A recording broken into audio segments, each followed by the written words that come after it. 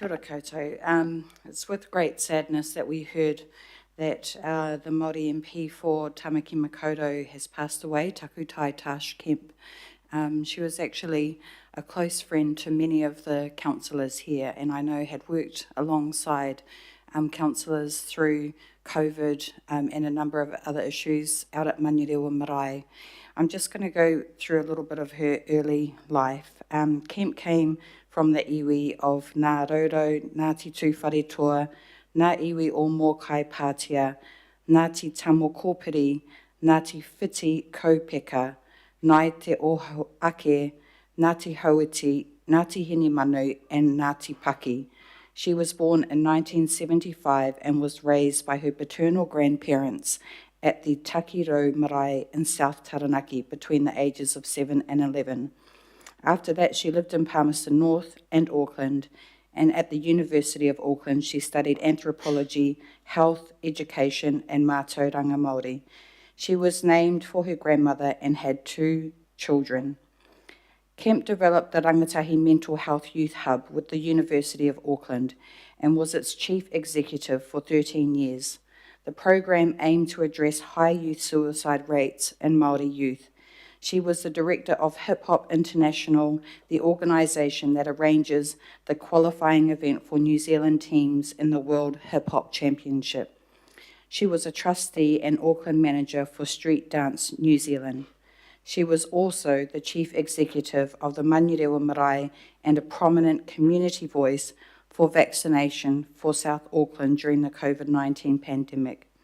In the 2021 Queen's Birthday Honours, Kemp was appointed an officer of the New Zealand Order of Merit for services to street dance and youth. She was our Māori MP elected in the last elections for Tamaki Makaurau and worked hard for constituents right across our city.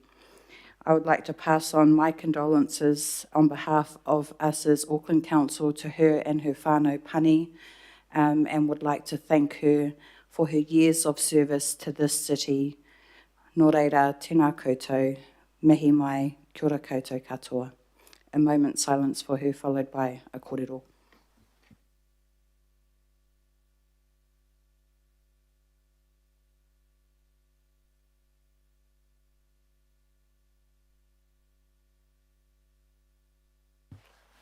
Piki ake tāhaki I te rangi tuatai, te rangi tuarua, he auru te reo tāhaki nui, ko te ara he maturuturu ki te rangi mau, ana he taku tamakahatangi ki roto haka tōreka, tō ai e tihe Moriora.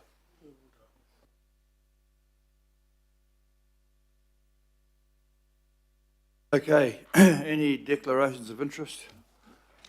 I've not been made aware of any, so we'll go to the minutes of the confirmation. I'm going to ask for the confirmation of the minutes for the 29th of May, open and confidential, plus the budget committees of 4th of December, 18th of February and 28th of May. I'll move those and the Deputy Mayor will second that, please. All those in favour say aye. Contrary? Carry.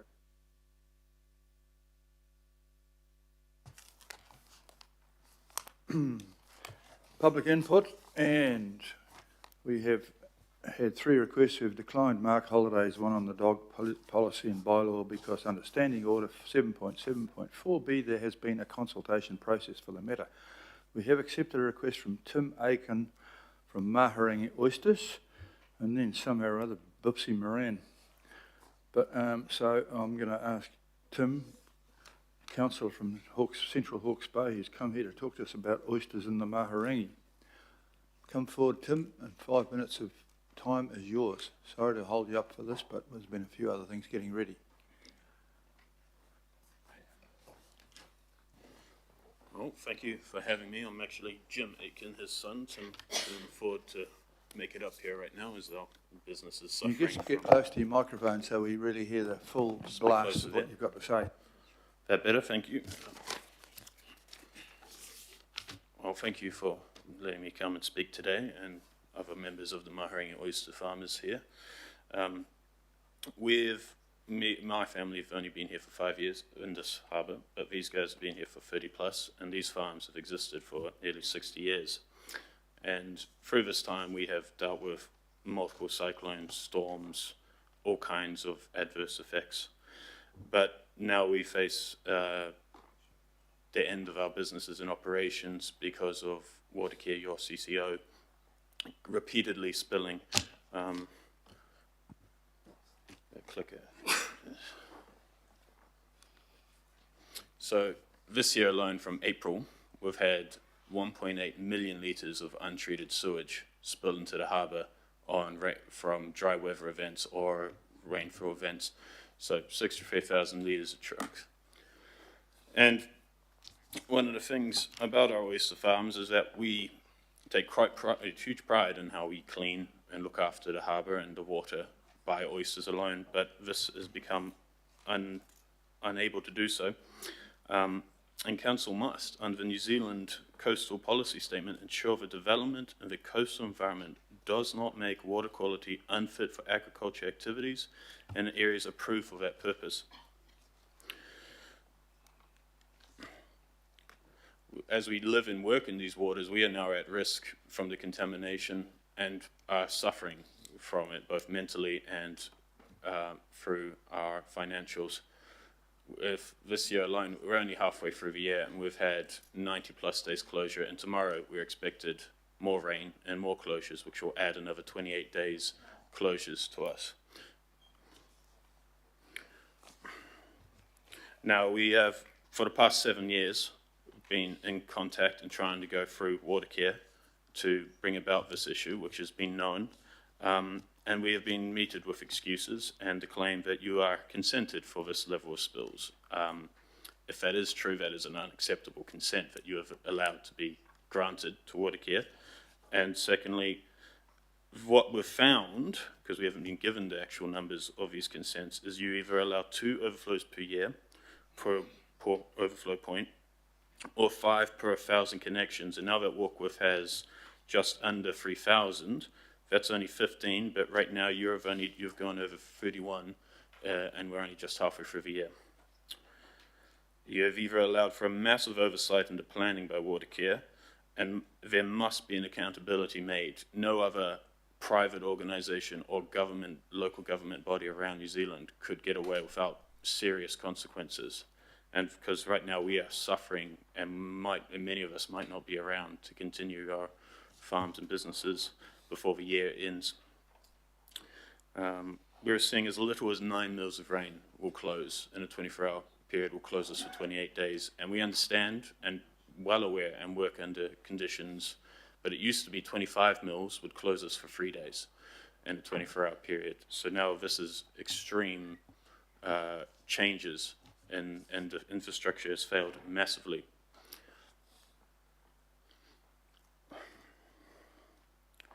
As an ecologist and a marine biologist, the importance not just to the environment and to us as businesses, but the environment is huge. Estuaries and harbours are some of the most diverse and have the highest diversity for all marine ecosystems, able to support eels, tuna, whitebait spawning, and snapper and dolphins and all kinds of sea animals use these harbours. And increases of sewage bills like this risk algae blooms that can be toxic and fatal to many of these creatures.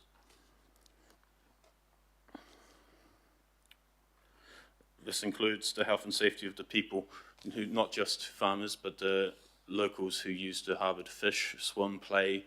There are many people who have boats and live on the boats in the harbour who are at risk of becoming sick, and even now, even yesterday, there were people gathering shellfish that I had to explain the health risks to E. coli and norovirus as a direct result of sewage spilling into the harbour.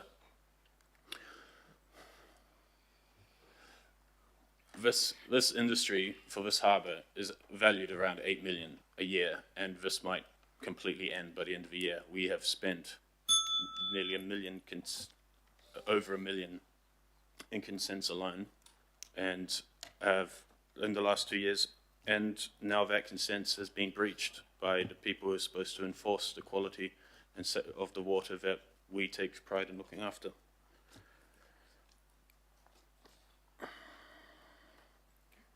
It seems rather hypocritical too that a letter was sent out to local private people and their sewage tanks requiring septic systems, requiring surveys, report when such a massive oversight and breach has been made in your own infrastructure, allowing for such heavy levels of pollution and damages. You do need to make this right to us. It's unacceptable that we are suffering and failing to pay our mortgages and bills and even our consent fees and all taxes because we can't have any sorts of income, and there might not be any oyster funds at the end of the year.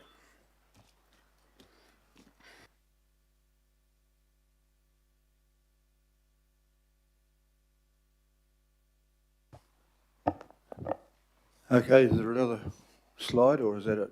And because there's a couple of questions from people there. I got that. Yeah, sorry. Not used to this sort of talking, sorry. Greg? Okay, yeah. No. I'll move that we receive this, and Councillor Sayers probably wants to second that. Eh? They moved an extension, so. I think there's also an extension of time, Your We've Worship. moved an extension, so just keep going a little bit. Someone's moved an extension. End of your slides. Thank you very much. The damage alone doesn't just account to the loss of our income, but our reputation to our customers and to globally even. We were on the, many of us were potentially exporting oysters around the world, and our image is that of clean green New Zealand is being severely damaged by this, and it is the stress alone and financial, besides just for financial loss, is compounding with every day. Under the New Zealand Coastal Policy Statement, ensuring the development in coastal environment does not make water quality unfit for agriculture. I know I've said that before, but I just really want to drive that home that this is an issue that we brought to light 7 years ago, and it's been ignored through the correct channels. So right now, you guys are the regulators of water care, and I know it's a bit weird for you guys to be punishing your own CCO, but there's something that's wrong here. There's something this can't be allowed to happen without some sort of consequences, without some sort of restoration to us, to the environment. If be that as we are desperate for financial support to get us through, we understand spills may happen under extreme weather events, but a small rainfall every week seems to close us completely. You must enforce your own consents. If you don't, then you're just setting an example for why should we follow our own consents and keep our farms clean and not dump rubbish into the harbour. Independent monitoring and public information needs to be a bit clearer. It took us going to the public for the local government, for the locals to see any warnings around the beaches and access to the harbour.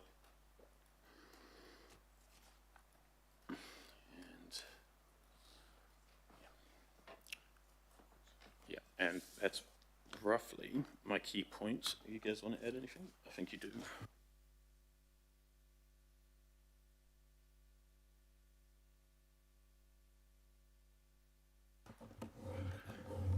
Good morning, everybody. My name is Ross Robson, farmer like these other people. I've been farming for nearly 25 years. I know Lynette has been farming for longer.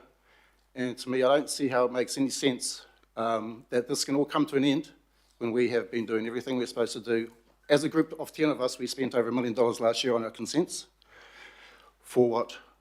And now we just want to harvest our oysters on our very, we've got great farms out there, and we cannot do it because, a case 2 weeks ago, we had 140,000 litres of crap poured into our harbour, and that's just fine. That's just fine. As I say, this is intergenerational type of business, and people are just going to be going under with the consequences of that for what? For everybody here doing what we're doing our part, so to speak. And as Danny said, we've gone down this process for 7 years. It's only now that it's become public that we're getting any sort of traction, and it's too late. One of our fellow farmers up there, a great guy called Tommy. He's got a place called the Green Shed. That's an institution. Everybody up here who's gone on their journeys up to Matakana would have gone past it and probably knows it, may have stopped there for an oyster. He's been around for 20 years. He's a great farmer. And my last conversation with him, he's over. It's gone. And none of this is his fault. And none of it's our fault, you know. So, very frustrating. So, thank you. Okay, thank you. I've got some questions. Councillor Sayers, please. Yeah, thank you, Worship. Yeah, thank you very much for coming down today, making time. Just so you're aware, the gentleman sitting up beside me is the Chief Executive of Auckland Council, so he's heard what you've had to say. And the mental health, that not only, as you've outlined, and I just want to reinforce this as part of my questions, you know, it's not just the financial impact here, right? It's the mental impact, which, you know, you're probably masking quite well as a group today, but I've seen it, you know, and it's very real. And it's kind of disappointing you've had to go public. I mean, you've been doing this for a number of years now, and not until you went public did you get any traction, and that's disappointing in itself.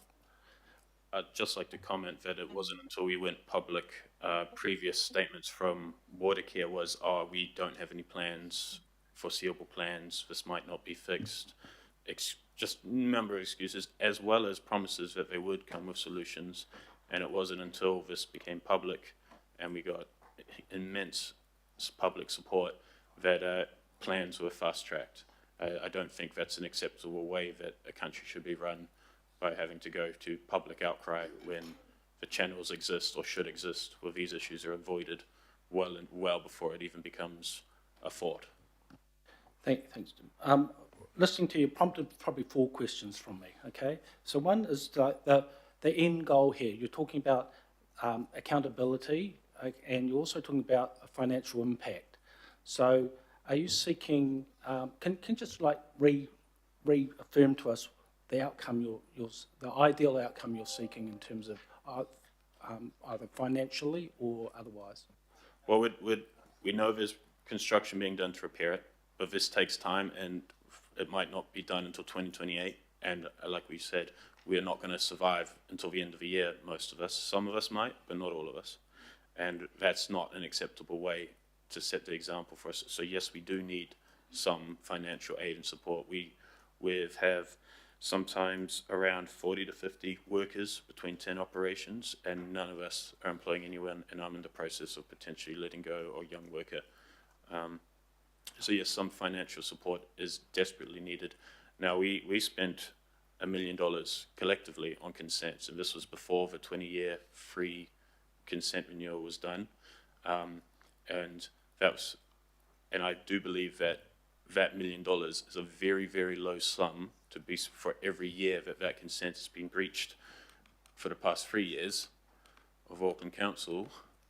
And it would be very nice to see that as a punishment, as a form of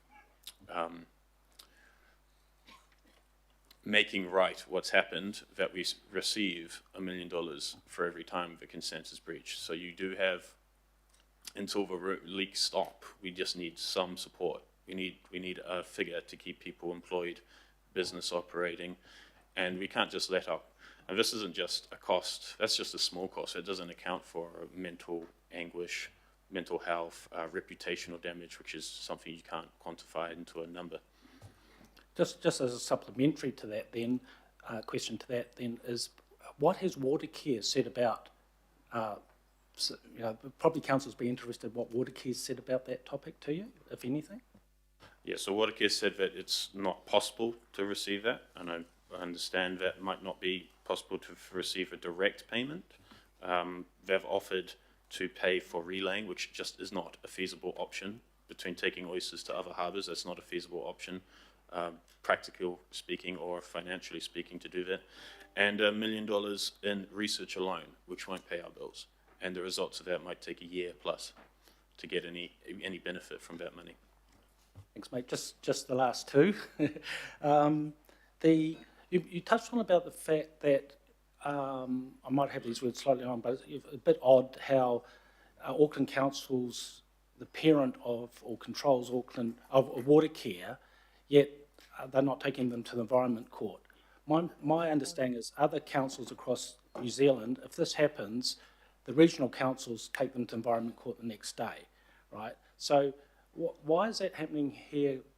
Would you like to elaborate on that? I just can't understand why Auckland Council isn't doing what a regional council would do in a similar Sure. situation. Well, I don't want to get too into the political side of it, but it does seem that the merging of the super city, for lack of any other term if you prefer to use, has seems to have merged those responsibilities into one organisation, and which has removed the checks and balances of what every other council. I know from my dad's, as it is him being a councillor in Hawke's Bay, that they have been taken to environmental court for high nitrate back into the Tuk River. That's treated water, and they're under potential legal consequences as a council for high nitrate of treated water, where this is throughout the entire Auckland region, high, just complete untreated water spilling nearly weekly. It's almost a guarantee with this rain there's going to be a spill. Okay, and Can I just say that Watercare aren't paying anything to us or doing anything because you guys around the table have given them consents to discharge sewage. That's basically their argument. We have a consent to do this, we're allowed to do it, so, hard luck.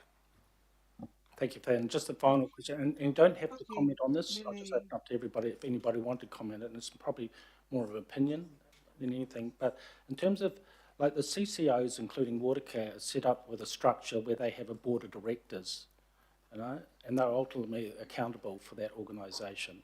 We have kind of this loose oversight of it. So in terms of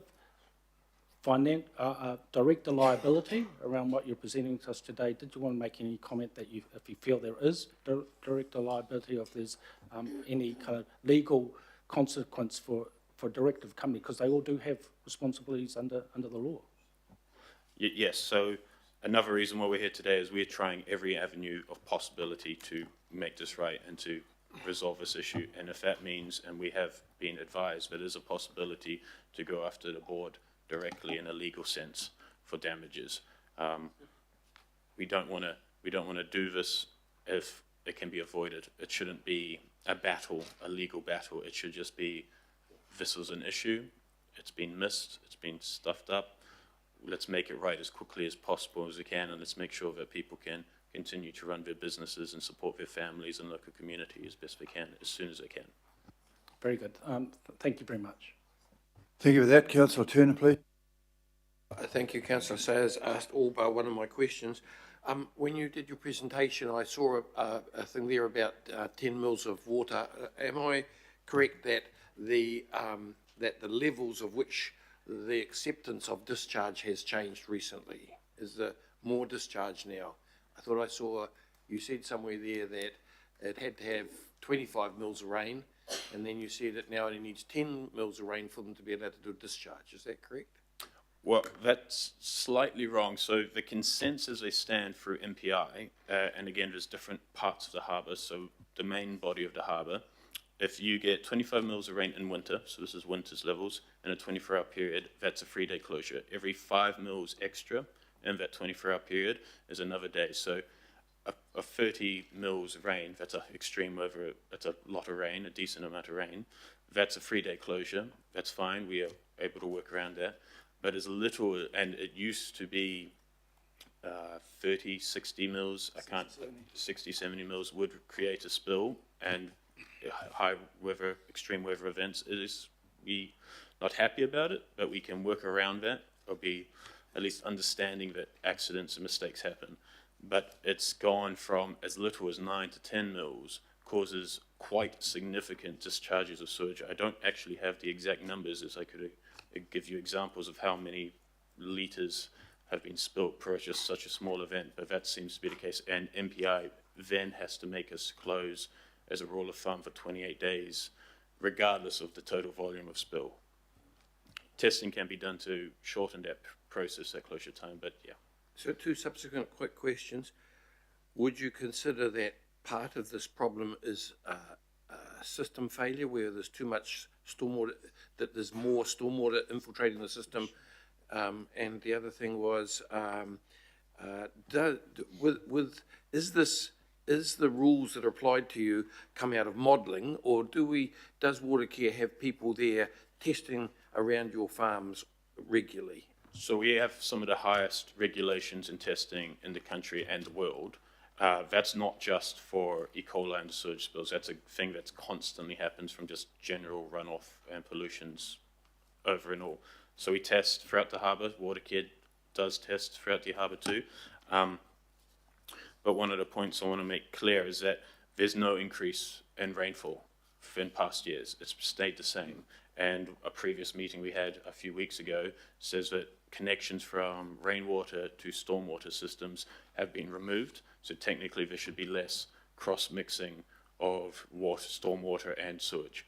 So somehow it's increased, but we've been told that that there shouldn't be an increase in that. So it's a bit, we're not sure what to believe at this point. Thank you. Thank you. Thank you for that question. Councillor Philippine.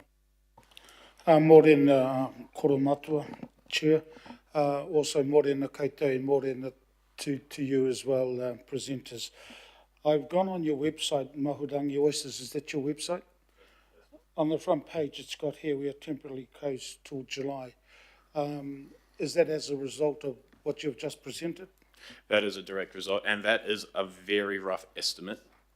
We don't know if that's true. We're purely basing that number that in September they plan for the main issue, the main pipe, to have be repairs to be made to increase the volume, so there's less having to be discharged into the harbour.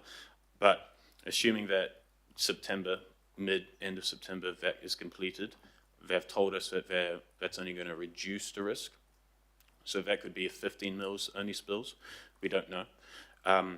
But if there is a spill in September, it's still a 28 days after that. So that's why we're going in September to July, and it might be longer, it might be more, and that's why we're kind of hoping. But again, we've also been told the main issue won't be resolved until 2028. Kia ora.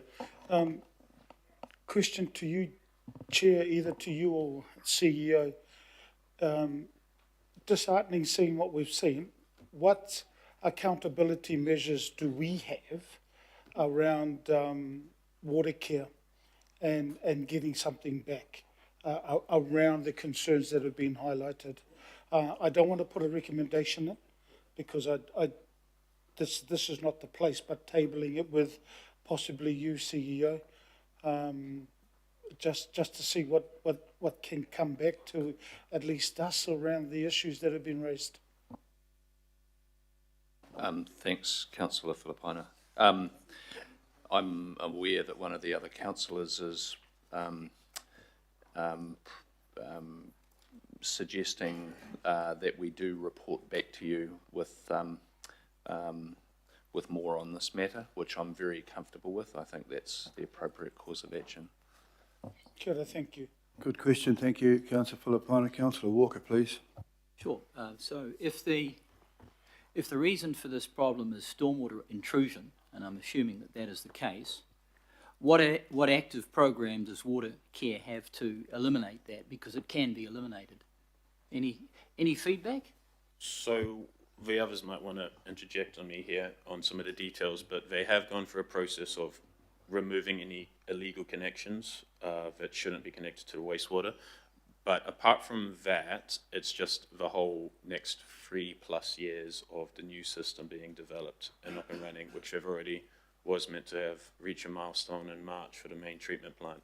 But they've missed that, and I'm not sure when they're actually planning to have that finished at the end of the year. So that 2028 deadline might actually be 2029, with all due respect. There are potentials that they've missed increases, connections that they don't know about or unaware. They have told us that they've done extensive surveys to find those connections, and they've told us there's all but one have been repaired and rectified. But that doesn't explain the increase in rainwater. And I just want to make one thing clear, is that even though the 80% of all the spills are from a small amount or a high amount of rain, we have and do experience spills from dry weather events. So blockages, any possibility, or just random leaks. And this is only one overflow point is monitored correctly, and sometimes only one. This is So if there are other weak points that aren't aware of, we're just assuming or trusting in water care and telling us that it's 1 point. So if there are other points, or after the pipe is increased and the pressure is put on another point, we might have to monitor and do our own research and follow that up to see if that's the case or not. Thank you for that. Councillor Leone, please. Thank you. Look, I just had a few questions really around how long you've been in conversations with Water Care for, and to just understand the timeline, because if you have been trying for quite some time and had no luck, and obviously, you know, we're aware of these illegal pipes that could be coming from other businesses or homes in the area, in terms of the sewage. I'm just wanting to get an idea of the timeline. Great. Yes, so before my time, because I've only been 5 years, Rodney, who couldn't join us today, unfortunately, has been in talks consistently since 2018, sorry? Yeah, 2018. 2018, with them, mainly on the fact of what's going on, what are your plans, how is this being resolved. In 2020, I went to one of these meetings with Water Care in their, just across the bridge at their facility there, where basically they are told that we will look into temporary fixes while the systems are upgraded or repaired and stuff. And now we've got to the point where, yes, they have apparently rectified any illegal corrections, bar one, that they know of. But now we're in a situation where we've gone from trying to go to them directly and doing that process through the books, through proper channels, as we would have assumed. But we were met with a lot of excuses or false promises that they said, okay, we'll think about putting a tank in, temporary holding tanks, have pump trucks on standby to alleviate pressure to minimize the total volume into the harbour. None of that was followed up. It wasn't until we went public and got a lot of support that we actually saw them immediately tell us that they're going to put a temporary pipe in. So whatever reasonings or excuses they've given us, and I don't want to be rude or too cruel to them, but it has left us with very, very little faith in what they say or can do. Thank you. And just a final question. I can see on the consequences to our community, you've got the culturally insensitive to local iwi. Has Ngāti Manuhiri been able to do any advocacy for you? We have been in talks with them not too long ago with Jenny Markroff, but I'm unaware of what the results of that meeting were, I don't believe. Okay, thanks for that. Councillor Watson, please. And just a follow-on from that, obviously, up in Rodney and Warkworth, I'd imagine, you know, this is becoming kind of common knowledge, and you have quite a politically active and aware population up there. What sort of reputational damage do you think this is doing for Auckland Council and obviously Water Care? I think Water Care, which again, this is more of a, I'm just going to put Water Care and Auckland Council under the same umbrella here because it technically is. Water Care is not seen with much love, and I guess that flows on to you guys here, that's seen as a huge failure in duty and responsibility. We understand that there's a lot of pipes, there's a lot of areas to cover and things to overlook, but to have an issue brought up for such a high value, such important ecological, economical, social area to receive ample warning after 7 years of us bringing that forward, and to have that basically be ignored or met with excuses until it's gone to the point where we can't even work around it with waiting between rainfall events, because that's basically what the past few years we've been dealing with, is that we'll close for extended period of time, but we'll be able to be open and we'll have to work overtime to make up for the losses there. And so the community definitely isn't feeling much love, and I'm hoping that they will continue to support us and see that your guys' results or discussions after this will actually make right. The most alarming thing, most controversial thing I've seen from the local community is the letter that went out about getting surveys done for their septic systems, private individuals or operations septic systems, and with just the immediate results and news and feedback we got from them going, how do you guys, and forgive me for the quoting, how have these guys got to their hypocriticalness of it to be like, you have to make sure your septic tanks are working and we need to know exactly this, or we might face fines, which is exactly what should be the case, but you are allowed, or Watercare is allowed to spill and not be held to the same standards that they are. Okay, thanks for that. I have some sympathy for where you are. You're in a contest between increasing population around you who are saying that they want to keep the water closed, but they want to arrive and help make it more pressure on the environment. And I did send the chairman of Watercare up there to speak to you, and I think he is taking it seriously, and he's come back and said that he realises there's a big issue there, but it's an issue which is compounded by increasing population, and in an area which is probably, it's unwise to have an increasing population, so there's a lot of complex rules here, and we have a motion from one of the councillors that we ask the chairman to do, the chief executive to report back, providing options available to the governing body to address the problem. So we do. There's a fair bit of sympathy here for your position. Let's hope that we can come back with the best thing. As I say, I've sent the chairman out there, and they can't ignore it. And I think it will have an impact on our planners, because there's a whole lot of people lining up for private plan changes to put more people into the area, and that's not going to help, because, as you pointed out, there are people suddenly concreting their driveways and doing a lot of other things which they weren't allowed to do, and they're the same people that are probably lining up and signing a protest things on your behalf. So you have to have an ongoing consultation with your community as well. But we will be asking the chief executive to come back and run what are the options we can have here, because it's a difficult situation, and we appreciate the time you've taken to bring us to our attention. I believe that this has been moved and seconded, including. So we need to move it. Councillor Lee, I think, would like to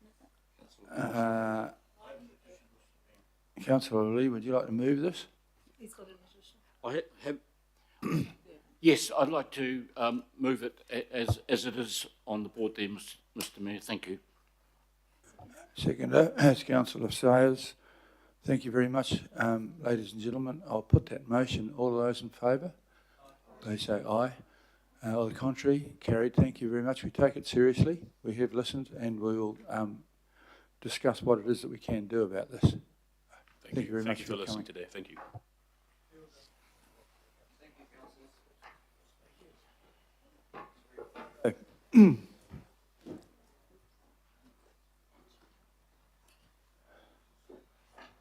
Next up, Boopsie Moran. You again. We've seen you before. Welcome to the public input. Strange as it sounds, maybe we need a public input committee. Righto, off you go. You've got 5 minutes. Tēnā koutou, tēnā tātou katoa. Ko Boopsie toku ingawa, I tupumaya ho ki Los Angeles, and nari Tamaki Makoto toku turanga waiwai I Naene. Hello, my name is Boopsie. I'm from LA, but I've called Auckland my home for over 20 years. And serving the public is something I love to do. And in particular, I've brought some photos from when public input was a robust, fun, exciting place where we listened to others. We have examples up here. They're mostly from 2019, before COVID kind of slowed us all down. But we had a robust public input, and it was a safe place where we have historically provided input toward policy or offered ideas for our city. The public can reach corners of the city that not everyone around this table might reach, or like you just saw, waters around the city that we didn't know about. In the 5 minutes, we share space. We weigh in. It is a support tool to identify if collectively the decision serving the public is doing so in an effective and equitable way. What Auckland City prioritizes, when Tamaki Makaurau intervenes can be brought to your attention here in public input, sometimes more than once, sometimes 10 times. Apologies. Public input is a safe space for experts to share their expertise. From students, next slide. And as you might remember in 2019, from engineers. This is an example of public input entrepreneurs coming here, having $1 million invested from the city from their public input. And today, we have ferries that are electric. Next slide, please. This moment holds so much value. There's a choice, not all chairs know, to waive the requirements if the topic is urgent or in public interest. Oh, that's the next slide. I don't know if it's working. There. So maybe new chairs coming in the next term don't know this, but as chair, you can waive the standing orders because oftentimes it is unclear if they are able to speak or if they had enough time to prepare. Next slide, please. Does it work? Okay. For example, my request to speak at the community committee was put on for public input on Tuesday, 27th May 2025, was considered and declined. The reason for declining, Standing Order 7.7.2, a person who wants to speak during public input time must request to do so through the secretary at least one clear working day before the meeting. This meaning that the request must have been submitted by midnight Friday, the 23rd of May. I worked in the past in very different hours and times. I did not know clearly that Saturday 9 a.m. was the wrong time. And in the past, I've submitted on a Monday at 9 a.m. for a meeting that's Tuesday at 10 and been declined for the same standing order. Next slide, please. Good try. Oh, here. So, for example, 2, when you don't sleep because the agenda comes out 48 hours before you need to find images and make a cohesive public input. So sometimes the agenda is published the night before a meeting. So regardless of who's planning to share their expertise, they can be declined because they didn't know they were on the agenda, they didn't know what items were on the agenda, and they are already behind. And so an example of better submissions processes is for the people that are new to this process or engaging for the first time, there are 2 simple ways to improve accessibility. And like you've just made a motion for the previous group, I'm still learning the processes every day. But I suggest adapting the standing orders. So when you meet as a full governing body to set the next times and dates a governing body meets, you can please publish the exact time and date that standing order, that the public input must submit. So if it's a Friday at midnight, it says that meeting's on Tuesday, you must submit for public input by Friday at 5 p.m. And there could be a countdown. So when you submit for regulatory standards bill or any other bills for Parliament, there's an actual countdown that says the agenda has been published, public input needs to be placed in. Because sometimes it's very unclear for random members of public to follow the rules if the rules are unclear. And an easy way, if some of you have gone to university, when I was getting my master's of teaching at the University of Auckland, I had a minute and second counter. So your paper was due on that day, on that time. And for people that really want to give you their expertise on a subject, including such as Matakana waterways or nature or whatever it is, young people trying to share. The Youth Howick Board presented back in the day, and they helped do the Eastern Expressway. They came to public input. They're experienced, they know what they're doing, but you're missing out on a few people who can't understand when their deadline is. And I think it's a really easy trick or thing to do where you just, AI can do it for you. As soon as you meet again with the new election, you set the date, you set the time, and you can set a cutoff time that's very clear. Please submit public input this date, this time. Thank you for that. And then Councillor Watson has a question. championing inclusive democracy and the public voice for the diverse community of Tamaki Makaurau is what the emails I get every time I'm denied. So I've just come to say that this is a tool you can use, just a simple time. Tēnā koutou katoa. Councillor Watson, please. Yeah, and thank you, Bubsy, and thank you for your presentations when you come along. I don't know if you recall the halcyon days of the Transport and Infrastructure Committee, where we had what I regard as a proud record of never turning anyone down. In fact, quite the opposite. We would go out and ask people to come and present. I would just ask your view, however, on what it means to people to actually be able to come in here and to give your view. Like, we know what the democratic principles are meant to be, but what do you think it means for ordinary Aucklanders or people who have an interest to feel that they can rock up to their council and talk to their elected representatives, particularly in a structure that was imposed in Auckland and which made things a lot less local and council a lot less accessible than it was previously? I understand your question. I think as someone that's been doing this since 2017, and I'm helping teachers and students that can't come 9 to 5, so timings are what they are in the middle of the day.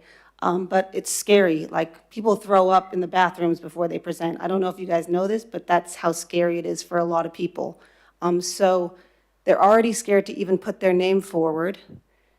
And when they put their name forward, they take off work. They ask their boss. A lot of people have to ask their bosses for time and leave. They're coming from Otara. I was at the speed bill in 2018, and a local board member under the superseded model had come from, like, Drury to meet at 9:30 in the viaduct. So all these, with the super city model, people are coming from far away to share. I have a luxury of being a Waitemata resident, but I always feel especially hopeful that when people submit to public input to the governing body and they're coming from 2 hours away, that's taken into account. It's hard, it's scary, and there are little ways we can make it accessible. And if this cutoff time for at least being approved on paper via email helps, then that's a great thing. And sometimes we've been denied so much in the current transport committee, teachers, parents. I'm only here because 10 parents have tried to submit and been denied in various ways through various bodies. So if I can help them at least meet the requirements of timing. But yes, I appreciated that you would let people speak at the transport committee, because people have given up most often. They just stop presenting. And so that's why I use those first pictures. Actually, you can do this online. You don't have to come in on the bus. Or a bicycle, which I thought you were a bicyclist. From my personal experience, it's way more effective in person, by far. Every time I've done it in person has a huge impact compared to online on that screen. Okay, thank you very much for that. We have to move in. I'll move. All those in favour, please say aye. Contrary, carried. Thank you very much. We'll move on to... Tēnā koutou katoa.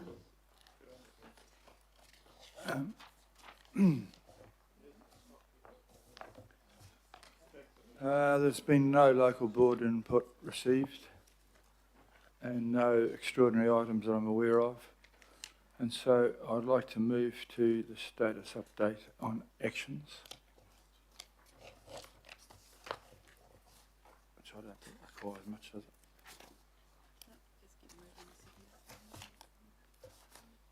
Someone want to move that? Councillor Dalton, seconded by me. Oh, Walker, sorry, thank you. All those in favour, please say aye. Contrary, carried. Okay, now I'd like to welcome Phil and Ross here for the CEO and CFO